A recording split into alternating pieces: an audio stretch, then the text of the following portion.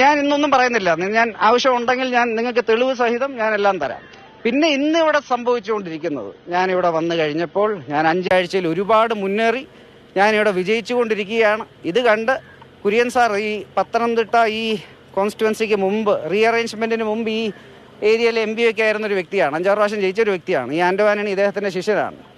ഇപ്രാവശ്യം ഞാനിവിടെ ജയിക്കാൻ പോവുകയാണെന്ന് വളരെ വ്യക്തമായി മനസ്സിലാക്കിയതോടെ ഇദ്ദേഹത്തിന്റെ അനുയായി നന്ദകുമാറുമായിട്ട് ഇന്ന് വെറും നെറുകെട്ട ഒരു രാഷ്ട്രീയം കളിക്കുകയാണ് ഈ PJ കുര്യൻ. ഇന്നലെ രാവിലെ 84 വയസ്സായ എൻ്റെ പിതാവ്, അദ്ദേഹം സജീവ രാഷ്ട്രീയത്തിൽ നിന്ന് വിരമിച്ച 52 വർഷം പാർലമെന്ററി രാഷ്ട്രീയത്തിൽ നിന്ന് വിരമിച്ച അദ്ദേഹത്തെ കൂട്ടിക്കൊണ്ടുപോയി ഒരു പ്രസ് കോൺഫറൻസ് നടത്തിച്ചു. അത് കഴിഞ്ഞ് വൈകുന്നേരം, ഇതൊക്കെ നേരത്തെ ഇദ്ദേഹവും ഇദ്ദേഹത്തിൻ്റെ ചുറ്റുമുള്ളവരും പ്ലാൻ ചെയ്തതാണ്. പണ്ട് ശ്രീ കെ കരുണാകരനെയും ശ്രീ ഉമ്മൻചാണ്ടിയും AK ആന്റണിയും ചതിച്ച പോലെ ഇന്നലെ ഒരിക്കൽ കൂടെ AK ആന്റണിയെ ചതിക്കാനുള്ളൊരു ശ്രമമാണ് ഇന്നലെ നടത്തിയത്. അതായത് AK ആന്റണിയെ ഉൾപ്പെടെയുള്ളവരെ വെറുതെ ആവശ്യമില്ലാതെ തേജോവധം ചെയ്യാൻ വെറുതെ അടിസ്ഥാനരഹിതമായ ഓരോ കാര്യങ്ങളും പറഞ്ഞ് ഇന്നലെ വന്നു. ഇന്നലെ ഞാൻ പറയാത്ത എൻ്റെ മര്യാദ കൊണ്ടാണ്. പക്ഷേ ഇന്ന് കുര്യൻ സാർ എന്നെ നേരിട്ട് ഇറങ്ങിയത് കാരണം ഇതൊക്കെ ഇന്ന് പറയാനുള്ളൊരു സാഹചര്യമുണ്ടായി. അത് കഴിഞ്ഞ് ഇന്ന് ഇതേപോലത്തെ ഓരോ കാര്യങ്ങളും പറഞ്ഞു വരുന്നു. ഇനി മറ്റ് ചില കാര്യങ്ങളും കൂടെ പറയാം. കുര്യൻ സാറിൻ്റെ പ്രിയപ്പെട്ട ശിഷ്യൻ ആന്റോ ആന്റണി, ഇപ്പോൾ അനിൽ ആന്റണി ഇവരെ പോലെ അടിസ്ഥാനരഹിതമായ കാര്യങ്ങളൊന്നും പറഞ്ഞ് ശീലിച്ചിട്ടില്ല. ഈ ആന്റോ ആന്റണി എന്ന് പറഞ്ഞ ഈ വ്യക്തി കുര്യൻ സാറിൻ്റെ ശിഷ്യനാണ്. പക്ഷേ ഇപ്പോൾ അനിൽ ആന്റണിക്ക് ഈ നെറുകെട്ടവർ കാണിക്കുന്നത് പോലെ നോൺ ക്രിമിനലായ ഒരാളെ കൊണ്ട് വ്യാജ വാർത്ത ഉണ്ടാക്കേണ്ട കാര്യമില്ല.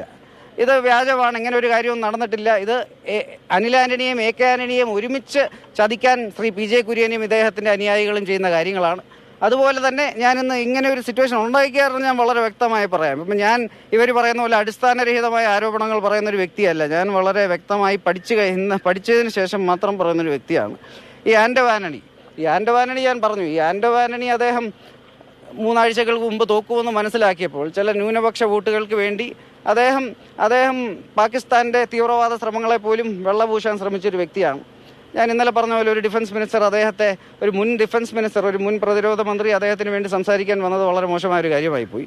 പക്ഷേ ഈ ആന്റോ ആന്റണിയെ കുറിച്ച് ഇനി ഒരുപാട് കാര്യങ്ങളുണ്ട്. ഇന്ന് നമ്മൾ കേരളത്തിൽ ഒരുപാട് ബാങ്കുകളെക്കുറിച്ച് പറയുന്നുണ്ട്. കോപ്പറേറ്റീവ് ബാങ്കുകളെക്കുറിച്ച്, ബാങ്ക് കൊള്ളകളെക്കുറിച്ച് പറയുന്നുണ്ട്. കരിവണ്ണൂർ ബാങ്കിൻ്റെ കൊള്ളയെക്കുറിച്ച് പറയുന്നു.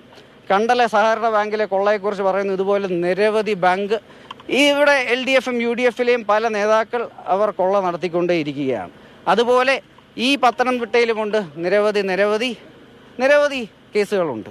ഇപ്പോൾ മേലിക്കാവ് ബാങ്കിൽ ആന്റോ ആന്റണിയുടെ സഹോദരൻ 12 കോടിയാണ് 69 പേരുടെ കയ്യിൽ നിന്ന് ലോൺ എടുത്ത് തട്ടിപ്പ് നടത്തി അദ്ദേഹം 12 കോടി ആ ബാങ്കിൽ നിന്ന് മോഷ്ടിച്ചിട്ടുണ്ട്.